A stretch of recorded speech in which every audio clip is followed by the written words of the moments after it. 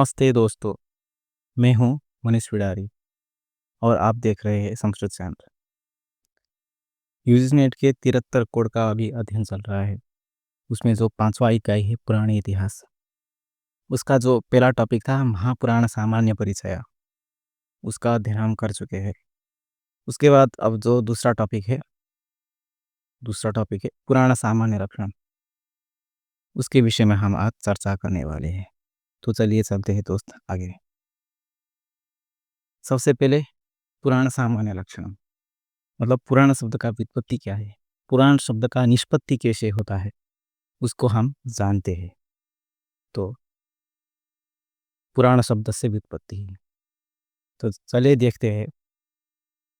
पुरा भवम पुराणम इत्यर्थकात् पुरा इति अव्यय शब्दात् सायं चिरं प्राणे प्रगि अव्ययेभ्यस्तुट्लौ टुच्च इति सूत्रेण तुडागमे क्यु प्रत्यये च तदनु योरनाको इति सूत्रेण अनादेशे पुरातनः इति शब्दः निष्पद्यते। अर्थात पुरा ये अव्यय से, पुरा मतलब पहले, इसका अर्थ होता है पुरा ये अव्यय से, जो पाणिनि का सूत्र है सायं चिरं प्राणे प्रगि अव्ययेभ्यस्तुट्लौ टुच्च, इस सूत्र से जब तुड़ागम और ट्यूल प्रत्यय, ट्यूल या ट्यूब ट्यूब ट्यूब प्रत्यय होने के बाद, और उसमें फिर से दूसरा सूत्र है वो रना कहो, इस सूत्र से जो ट्यू में तो टकार का इत संज्ञा होकर सिर्फ यू ही बचेगा, तो यू इसके स्थान में अना आदेश होता है यू रना को, ये सूत्र से। तो हमारा क्या रूप होगा, पूरा त आना, अर्थात उसको जोड़ दीजिए पुरातना। तो पुरातना शब्द का निष्पत्ति ऐसे होता है, ये लिखा है। तो पुरातना ये शब्द होना चाहिए, पुरा भवम, इस अर्थ में पुरातना शब्द होना चाहिए था, परंतु भगवता पाणिनिना पूर्वकालैक स्वरजरत् पुराणनव केवलाः समानाधिकरणेन तथा पुराण प्रोक्तेषु ब्राह्मणकल्पेषु इति सूत्रयोः पुराण शब्दस्य प्रयोगः कृतः इति हेतोः तुडागमाभावात् पुराण इति जाते अट्कुप्वाङ्गं विवाहेपि इत्यनेन णत्वे निपातनात् पुराण इति शब्दस्य सिद्धिर्भवति। अर्थात कि जो पाणिनीय सूत्र है सायं चिरम, इस सूत्र से तुड भी होता है तुडागम भी होता है, तो पुरातन शब्द बनना चाहिए था, पर फिर भी पाणिनि सूत्र में पुराण शब्द का प्रयोग मिलता है। एक तो पुराण प्रोक्तिषु ब्राह्मण कुल्पेशु इधर, और दूसरा पूर्वकाल एक स्वरजट पुराण, इस प्रकार पुराण शब्द का दृष्टि उधर होता है। तो इसलिए पुराण शब्द का देखने से हम निपातनात्, उसमें तुड नहीं होता, इस प्रकार कल्पना करते हैं। तो पूरा इस अव्यय से ही सायं चिरम ये सूत्र से ट्यूल प्रत्यय होता है, ट्यूब प्रत्यय, उसका अना आदेश होने के बाद सवर्ण दीर्घ और पुराना ये शब्द बनता है। उसका अटकुप्वांगम विवाहेपि ये सूत्र से अणत्व होने के बाद पुराणा, इस प्रकार से पुराण शब्द का निष्पत्ति होता है। आगे चलिए देखते हैं पुराण के लक्षण में आचार्यों ने क्या क्या लक्षण किया है पुराण का। दूसरा भी एक लक्षण है पुराण शब्द का, उससे पहले पुरा अन्यते अतीतात् अर्थान् जीवयति इति व्युत्पत्तौ पुरा उपपद पूर्वकात् दैवादिकात् अनप्राणिने इति धातोः नन्दिग्रही पचादिभ्यो लोडिन्यचः इति सूत्रेण अस्प्रत्ये हयजवन्ताः पुंसि हयजवन्ताः अचघयन्ताः पुल्लिङ्गाः भवन्ति, परन्तु पुराणं पंचलक्षणं पुराणं यदुशासः इति आर्षप्रयोगात् पुराण शब्द से नपुंसकलिंगे प्रयोगात् पुराण शब्द से क्लीबत्वमेव। अर्थात कि पुरा अन्यते अर्थात अतीतान अर्थान जीवयति, जो बीता हुआ अर्थ है उसको फिर से जीवंत करता है, पुनः पुनः उज्जीवन करता है। इस अर्थ में पुरा शब्द, पुरा ये उपपद पूर्वक, अनप्राणे ने एक धातु है, इस धातु से अत प्रत्यय होने के बाद सवर्ण है पुराना शब्द बनता है अणत्व पुराण। तो इस प्रकार भी पुराण शब्द बनता है, जिसका अर्थ होता है कि जो बीता हुआ अर्थ है उसको जीवंत करता है, बीता हुआ अर्थ का पुनरुज्जीवन करता है। पर एक प्रश्न है इधर। पुराण ये जो जब अप्रत्यय होता है तब घयजवंता पुंसी, घयजवंता पुंसी ये एक लिंग सूत्र है। लिंगानुशासन में ये सूत्र है। तो जिसमें घई प्रत्यय होता है जैसे पाकः, ये पुल्लिंग में होता है घई। और उसी प्रकार जो अजंत शब्द होता है जो अभी आया अच प्रत्यय किया पुराण, ये भी इसको भी इसको भी पुल्लिंग में होना चाहिए था, पर पुराणम इस प्रकार प्रयोग होने के कारण से, जैसे कि पुराणम पंचलक्षणम लिखा है। पुराणम 1 मिनट, पुराणम पंचलक्षणम, इस प्रकार पुराणम यजुशासः, ये आर सब प्रयोग से पुराण शब्द का नपुंसकलिंग में प्रयोग दिखाई देने के कारण से पुराण शब्द का नपुंसकत्व ही मानते हैं आचार्य। तो पुराण शब्द का इस प्रकार अर्थ होता है। आगे चले चलते हैं पुराण शब्द के विषय में आचार्य का मत क्या क्या है, मतलब किस पुराण में पुराण का लक्षण क्या किस किस प्रकार से किया है, उसको हम आगे देखने वाले हैं। तो चलिए चलते हैं दोस्त। सबसे पहले पुरा एतत् अभूत, अथवा अर्थात यस्मात् पुरा ह्यभूत चैतत् पुराणम तेन तस्मृतम्, ये युक्ति आपको पूछते हैं परीक्षा में। यस्मात्, इसी का अर्थ है पुरा एतत् अभूत, मतलब पहले पुराने काल में ऐसा हुआ था, मतलब पहले समय में ऐसा हुआ था, उसी का ही सारांश है पुरा एतत् अभूत, इसी का ही सारांश है। यस्मात् पुरा ह्यभूत चैतत् पुराणम पुराणम तेन तत्स्मृतम, इसी का ही सारांश है। तो इसका लक्षण है ब्रह्मांड पुराण में।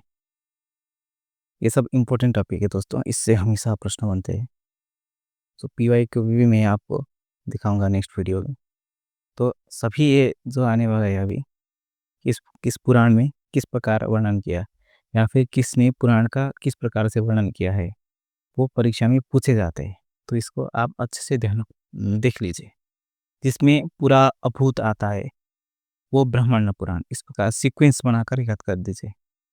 पूरा अभूत जिसमें आता है वो है ब्रह्मांड पुराण। इसी प्रकार यस्मात् पुरा ह्यनतीदं पुराणं तेन तत्स्मृतम् निरुक्तिम अस्य यो वेद सर्वपापैः प्रमुच्यते, ये लक्षण वायु पुराण में मिलता है।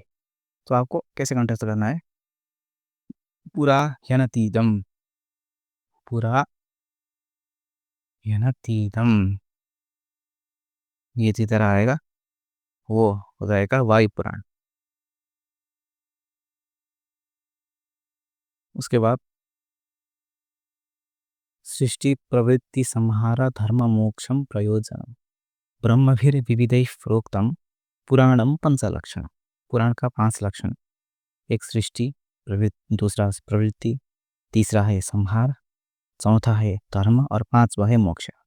तो इस प्रकार 5 लक्षण पुराण का कौटिल्य ने बताया है। वो कि जो कि अर्थशास्त्र, कौटिल्य का जो अर्थशास्त्र है उसमें 5 प्रकार का लक्षण मिलता है।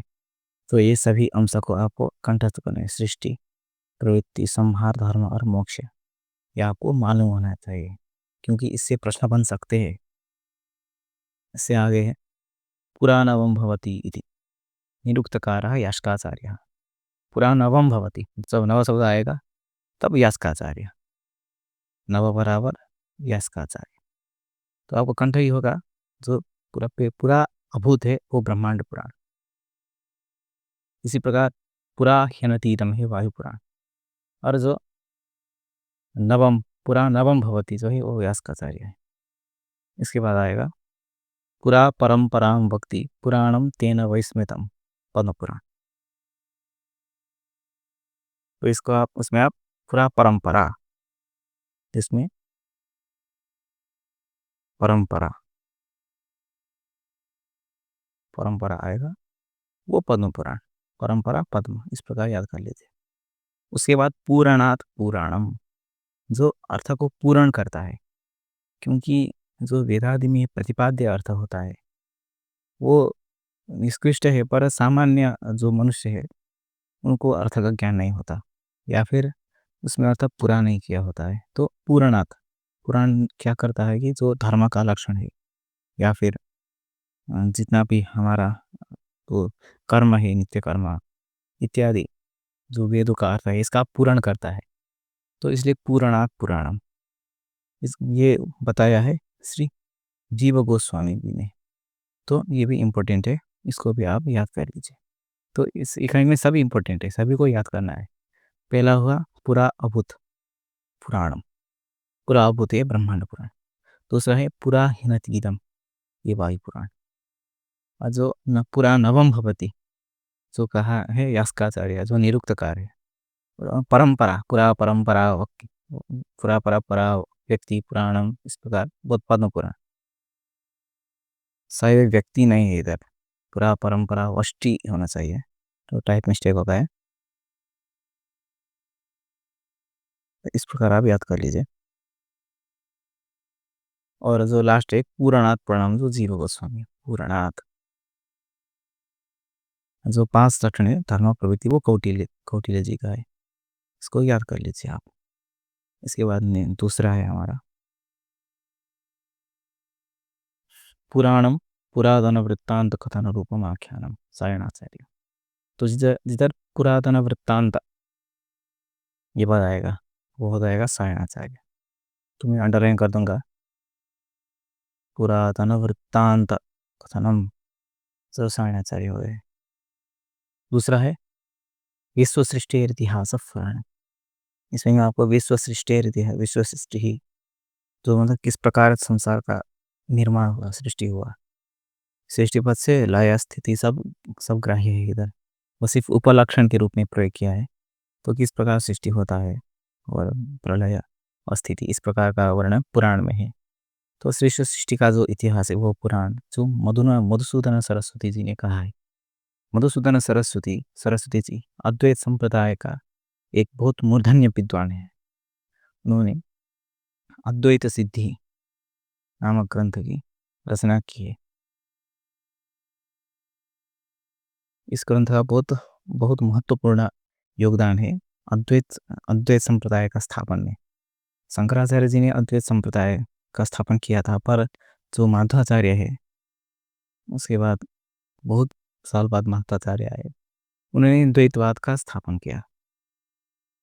तो जो जितना भी अद्वैती का मत था उन सभी का खंडन किया था माध्वाचार्य जी ने। तो तो अपना जो ग्रंथ का उद्धार करने के लिए, क्योंकि जो हम अद्वैतवादी है, हमको द्वैत द्वैत का खंडन करने में कोई तात्पर्य नहीं, सिर्फ अद्वैत का रक्षण करने में ही हमारा तात्पर्य है। तो अद्वैत का रक्षण करने से तो द्वैत अपने आप से आप ही खंडन हो जाएगा, ये बात अलग है। पर फिर भी अपना जो मत है अद्वैत मत, उस अद्वैत मत के संरक्षण करने के लिए भगवान या फिर यतीन्द्र मधुसूदन सरस्वती जी ने अद्वैत सिद्धि नामक ग्रंथ की रचना की थी। उसके बाद ही अभी उसके ऊपर फिर से न्यायामृत तरंगिणी कह सतीय जी ने न्यायामृत लिखा था। न्यायामृत का ही खंडन ग्रंथ है अद्वैत सिद्धि। उसके बाद उसका फिर न्यायामृत तरंगिणी, और फिर उसका खंडन करने के लिए ब्रह्मानंद सरस्वती, इस प्रकार विठलेश या पुनः उधर उधर उन लोगों ने दूसरा इस प्रकार से ग्रंथ का जो धारा प्रवाह है अभी तक है। और फिर भी मधुसूदन सरस्वती एक आचार्य, बहुत विद्वान आचार्य है, जिसका हम भी का चर्चा जब वेदांत का यूनिट आएगा उसमें करेंगे। अभी के लिए सिर्फ इतना ही। मधुसूदन सरस्वती सरस्वती आचार्य जी ने कहा है विश्व सृष्टि इतिहास पुराणम। इसके बाद आते हैं हमारे राजशेखर जी। उन्होंने कहा है प्रायण वेदाख्यानोपनिबंधम पुराणम। तो इसमें आपको ये याद कर लीजिए, वेदाख्यानोपनिबंधम। इसके बाद चौथा इतिहास पुराणानि भिद्यन्ते लोकपर्वा, ये स्कंद पुराण है। तो श्लोक आप प्रतिदिन आवृत्ति कर लीजिए, क्योंकि जो परीक्षा के हिसाब से तो ठीक है, आप लोक गौरव आदि कंठस्थ कर लीजिए या फिर इतिहास पुराणानि इस प्रकार कंठस्थ कर लीजिए। पर फिर भी पूरा श्लोक कंठस्थ हुआ तो आपका बहुत आगे भी उपयोग होगा। तो इसलिए पूरा श्लोक ही कंठस्थ कीजिए, प्रतिदिन आवृत्ति कीजिए। या फिर एग्जाम के लिए जो तैयार करना है तो लोक गौरवात स्कंद पुराण। उसके बाद आता है पुरातनस्य कल्पस्य पुराणानि विदुर्भताः, जो मत्स्य पुराण में बतलाया गया है। तो इधर पुरातनस्य कल्पस्य, पुरातनस्य कल्पस्य उसके बाद पुरा अर्थेषु आनयति इति पदं पुराणं। पुरा परंपरा, इस प्रकार पुरा परंपरा भक्ति ये भी हो गया है।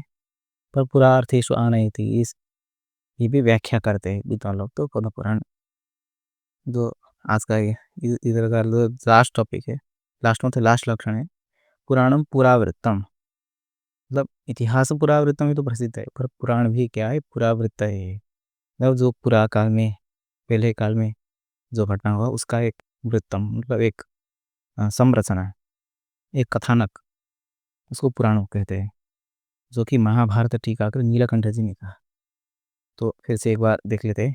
पुरातन वृत्तांत कथनम, सायणाचार्य जी। दूसरा विश्व सृष्टि आने के बाद मधुसूदन सरस्वती, सृष्टि मधुसूदन सरस्वती। पुरातन वृत्तांतम सायणाचार्य। इसके बाद वेदाख्यानोपनिबंधम राधशेखर जी। लोक गौरवा स्कंद पुराण। पुरातन से कल्पस्य मत्स्य पुराण। पुरा अर्थेषु आनयति पद्म पुराण। और जो लास्ट है पुराणम पुरावृत्तम नीलकंठ। इस प्रकार ये हो गया पुराण का सामान्य लक्षण। इसके आगे आगे देखते हैं।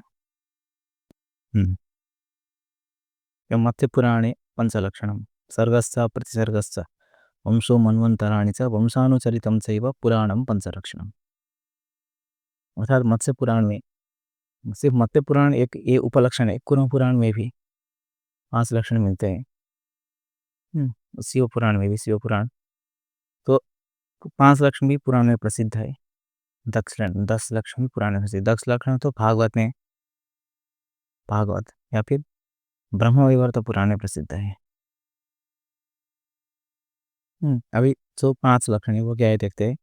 पहला है सर्ग,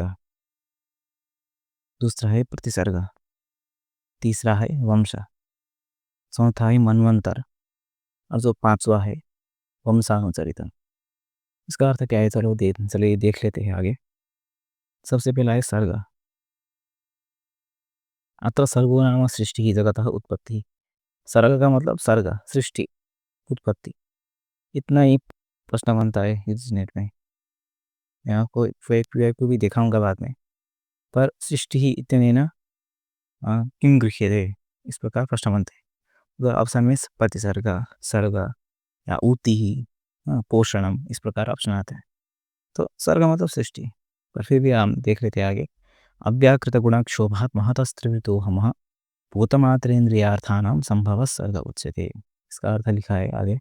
अस्य अयं तावत् अभिप्रायः यत् यदा मूलप्रकृतिलीनः गुणः क्षुब्धो भवति तदा तस्याः महत्तत्वस्य उत्पत्तिर्भवति। तस्मात् सत्वरजस्तमो गुणयुक्त अहंकार उत्पद्यते। ततः त्रिविधेभ्यः अहंकारेभ्यः पंचतन्मात्राणि एकादशेन्द्रियाणि पंचभूतानि उत्पद्यन्ते। अयम उत्पत्तिक्रमः एव सर्गः इति। तो उत्पत्ति का क्रम में सबसे पहले मूल प्रकृति होते हैं, प्रकृति जिसको मूल बोलते हैं। तो मूल प्रकृति, सबसे पहले प्रकृति। सब प्रकृति से ही क्या है, महत्व का उत्पत्ति होता है। महतत्व मतलब बुद्धि।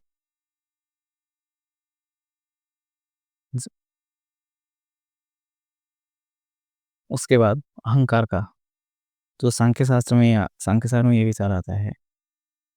तो सांख्य शास्त्र के जो सब पढ़ेंगे हम, उसमें डिटेल से पढ़ेंगे इसको। उसमें एक श्लोक भी अभी स्मरण में नहीं आ रहा है। मूल प्रकृति और विकृति ही, तो महानाध्याय तो प्रकृति कौन सा है, विकृति कौन सा है, इसका बोधक श्लोक है। दूसरा भी श्लोक है, उसको भी हम बाद में बताऊंगा आपको। तो इस प्रकार जो सृष्टि, उसके बाद अहंकार, अहंकार जब सत्वरजस तमो गुण युक्त होता है, उसके बाद एकादश इंद्रिय पंच पंच तन्मात्राणि एकादश इंद्रियाणि पंचभूतानि से उत्पद्यन्ते। तो इस प्रकार अहंकार से इस प्रकार उत्पन्न होता है। तो ये उत्पत्ति क्रम क्या है, सर्ग है। दूसरा है हमारा प्रतिसर्ग। प्रतिसर्ग का मतलब है प्रतिसर्गो नाम दृश्यमानस्य समस्तस्य प्रपंचस्य प्रलयः। ये जो प्रपंच दिखाई दे रहा है हमको, इस सभी प्रपंच का जो नाश है अर्थात प्रलय है, उसी को प्रतिसर्ग बोलते हैं। अस्य अन्य नाम विलय तथैव संस्था च भवति। इसका एक और नाम है विलय और संस्था। संस्था इत्यनेन किं गृह्यते, ये प्रश्न बना था एक बार। तो संस्था का अर्थ है प्रतिसर्ग अर्थात प्रलयः, सृष्टेर्लयः इति। तो संस्था, इसको याद कर लीजिए आप। जो प्रतिशत है वो 4 प्रकार का है। तो कहा गया है कि नैमित्तिकः प्राकृतिको नित्य आत्यंतिको लयः संस्थिति कविभिः प्रोक्ता चतुर्धास्य स्वभावतः। एक है नैमित्तिक, दूसरा है प्राकृतिक, तीसरा है नित्य, चौथा है आत्यंतिक। हम्म, तो इसको क्रम से याद करना। ये क्रम से बहुत प्रश्न बनते हैं यूजीसी नेट में। पुराणं पंचलक्षणम इति उक्तम तत्र तेषां क्रम निर्धारणं कुरुता, इस प्रकार प्रश्न बनते हैं।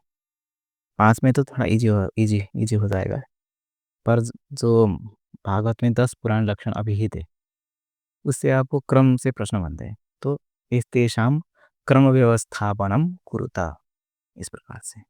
तो क्रम से ही आपको कंठस्थ करना है। अब प्रतिसर्ग हो गया, आप आगे चलते हैं वंश में। तीसरा है वंश हमारा। वंश मतलब नृपाणाम ऋषीणाम से वंश वर्णन। वंश वर्णन ही वंश शब्द से इधर गृहीत है। राज्ञां ब्रह्म प्रसूतानां वंशस्त्रैकालिको अन्वय,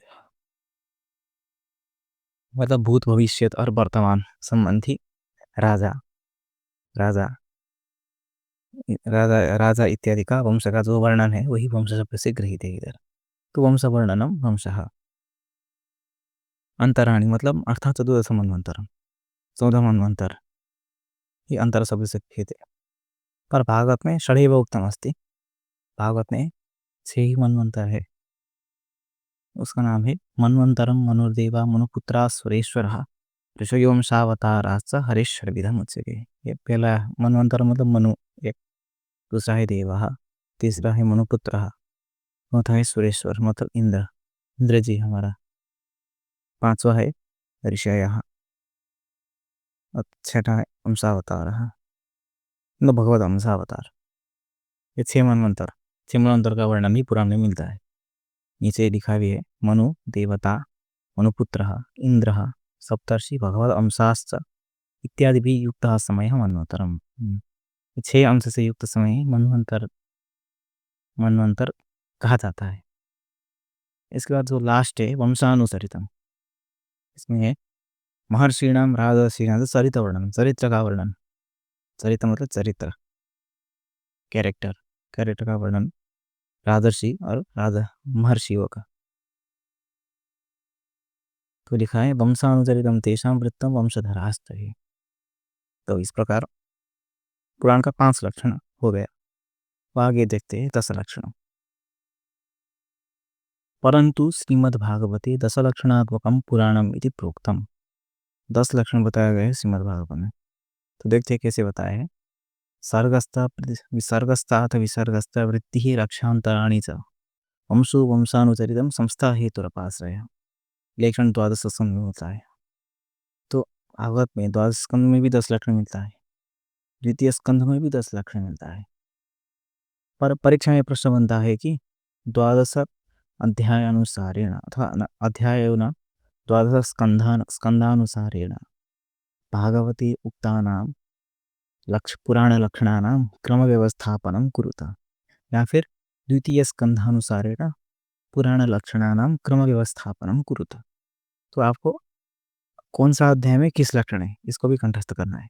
तो सर्गस्थ विसर्गस्थ ये 12 अध्याय में आता है, इसको अच्छे से याद कर लीजिए। सर्गस्थ विसर्गस्थ वृत्ति रक्षांतराणि च वंशो वंशानुचरितम संस्था हेतुरपाश्रय। मोस्ट इंपॉर्टेंट टॉपिक है 10 लक्षण भी। सबसे पहला है सर्ग, दूसरा है विसर्ग, तीसरा है वृत्ति, चौथा है रक्षा, ये रक्षण नहीं रक्षांतराणि से, पांचवा है अंतराणी, छठा है वंश, सातवां है वंशानुचरितम, आठवां है संस्था, नवा है हेतु और अपाश्रय जो लास्ट है। इस प्रकार 10 लक्षण भागवत में अभिहित है। सर्ग का अर्थ मतलब उत्पत्ति या उत्पत्ति क्रम, ये हम बता चुके हैं, तो ये सब स्पष्ट ही है। विसर्ग का मतलब क्या है देखते हैं।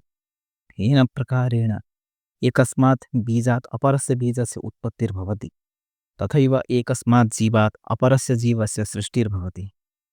परमेश्वरस्य अनुग्रहात् ब्रह्मा चराचर शरीरात्मक उपाधि विशिष्ट जीवं सृजति इयमेव प्रक्रिया विसर्गः इत्युच्यते। अर्थात अभिप्राय ये होता है कि जीव का उत्पत्ति जीवस्य सृष्टि जीवस्य सृष्टिः विसर्गः। तो जीव का सृष्टि है क्या है कि विसर्ग है। उसमें दृष्टांत दिया है कि यथा एकस्मात् बीजात् अपरस्य बीजस्य उत्पत्ति एकस्मात् जीवात्।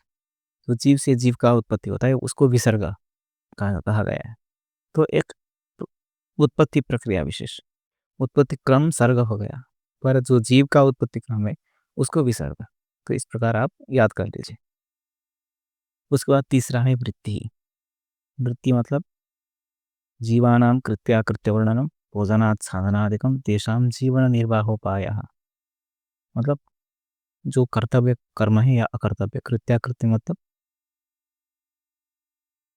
कर्तव्य और अकर्तव्य कर्तव्य अकर्तव्य इसका वर्णन वृत्ति मतलब और जो भोजनम भोजनादि क्या खाना है क्या नहीं खाना इस प्रकार से जो जीवन निर्वाह में उपायभूत जो साधन है वही वृत्ति है। तो जीवन निर्वाह के लिए क्या क्या करना है इस प्रकार वृत्ति में इस प्रकार जो जिधर वर्णन में है वही वृत्ति है।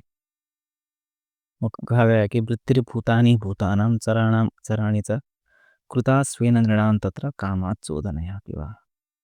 तो वृत्ति मतलब जीवन निर्वाह का उपाय ये वृत्ति शब्द से आपको ग्रहित करना है। इसके बाद आगे है रक्षा। रक्षा मतलब स्पष्ट ही है यत्र वेदादीनां वैदिक धर्माणां रक्षार्थं विष्णु अवतारस्य वर्णनम्।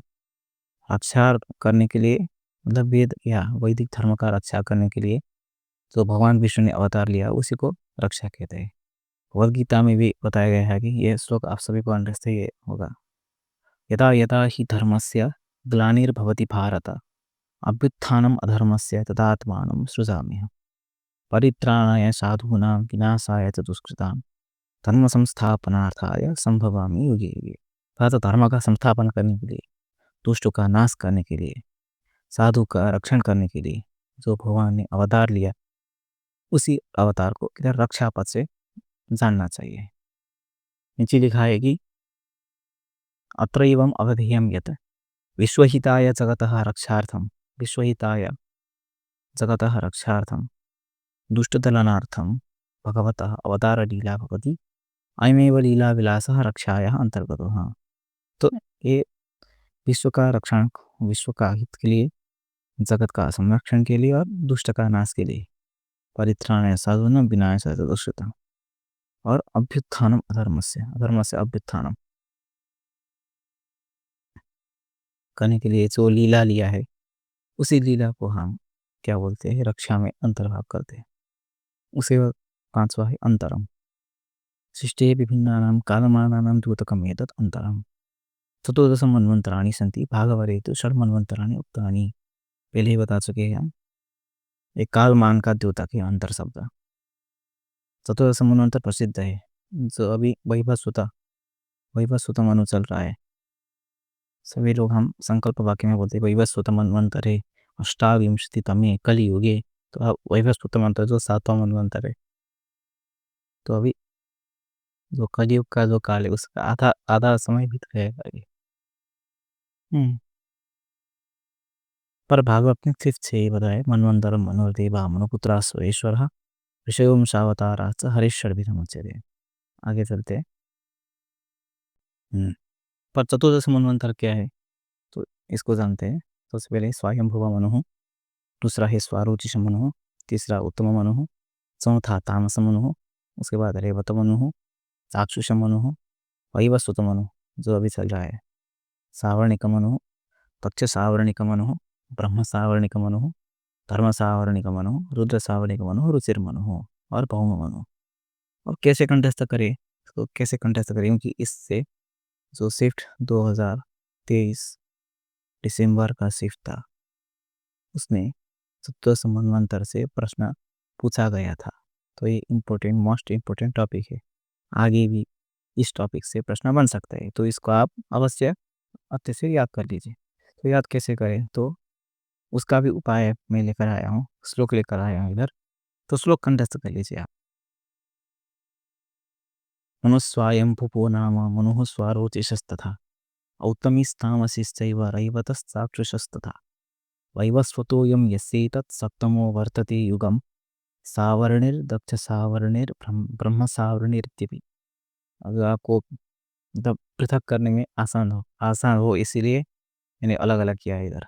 जे- वस्तुतः शुद्ध शुद्ध स्वरूप में तो जुड़ जाता है, पर आपका आपके आसान के लिए मैंने अलग किया है इसको। लास्ट में धर्म सावर्णी रुद्रस्तु सावर्णो रौच्य भूत्यवान। जो जो रेड मार्क किया है, मतलब लाल रंग से जो दिखाई गया है, वही वही मनवंतर का नाम है। तो वन ये, दूसरा, तीसरा, चौथा, पांचवा, छठा, सातवां, सप्तमो इधर ही लिखा है, आठवां, नौवा, दसवां, धर्म सावरणी 11, देखिए धर्म सावरणी, 12 रुद्र, और जो रुद्रस्तु सावरण होता है रुद्र सावरणी का, और 13 रौच्य, और 15 भौत्य। तो इसमें को भी अलग कर लीजिए। हम्म तो ये चतुर्दश मनवंतर का नाम भी, इसको कंठस्थ करिए थे। इसके बाद उसके बाद आता है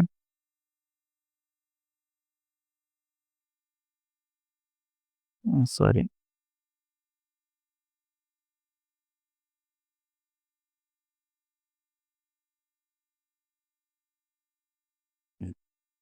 आगे है वंश। वंश के बारे में पहले ही बता चुके थे, पर फिर भी निपाणाम ऋषीणां च वंशवर्णनम अर्थात सर्वेषां राज्ञां भूत भविष्य वर्तमान काल की संतान परंपरा वंश नामना अभिधीयते। तो वंश का मतलब है भूत भविष्य वर्तमान का जो राजर्षि और निपका तो राजाओं का वंश का वर्णन। कहा गया है राज्ञां ब्रह्म पुरुषोत्थान वंशश्चैकाधिकोन्वयः। वंशानुसरितम मतलब चरित्र का वर्णन। महर्षिणाम राजर्षिणाम चरित्र वर्णनम अर्थात यतवंशोत्पन्नराज्ञां तथा मूलपुरुषराज्ञां वर्णनं समुपलभ्यते तत् वंशानुचरितम् इति उच्यते। ततः वंशानुचरितं तेषां वृत्तं वंशधराश्रये। उसके बाद आगे हेतु। हेतु पहले नहीं आया था, तो हेतु का अर्थ है हेतु शब्दात् जीवस्य ग्रहणं भवति। हाँ, तो विसर्ग का मतलब जीव का सृष्टि। एकस्मात् जीवात् वस जीव से उत्पन्न जीव का सृष्टि, पर हेतु शब्द से जीव का ग्रहण करना चाहिए इधर। एवं कुतः, क्यों क्यों हेतु इसको बताते हैं, तो उसमें कारण भी है। एवं जीव संसार सृष्टि का कारण है जीव, इसलिए जीव को ही हेतु हेतु कहा गया है। सो अदृष्टवादेन विश्व सृष्टि है तथा प्रलय से कारणत्वेन एवं परिचीयते। खुद का जो अदृष्ट मतलब धर्म और अधर्म।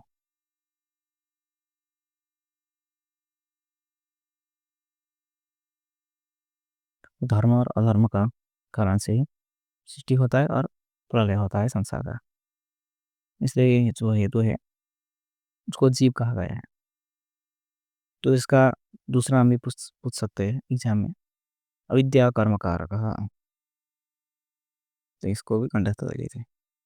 चैतन्य से प्राण के चित्तम अनुसायी साक्षी तथा उपाधि प्रार्थन अपरे अव्याकृतम इत्याहु तदुक्तम भागवते। तो इस जीव को अनुसायी, साक्षी और अव्याकृत भी बताया गया है, तो इसको भी याद कर लीजिए। तदुक्तम भागवते हेतुर्जीवो से सर्गादे अविद्या कर्म कारक तंतानुशयितम प्राहो अव्याकृतम उतापरे। इसके बाद दूसरा,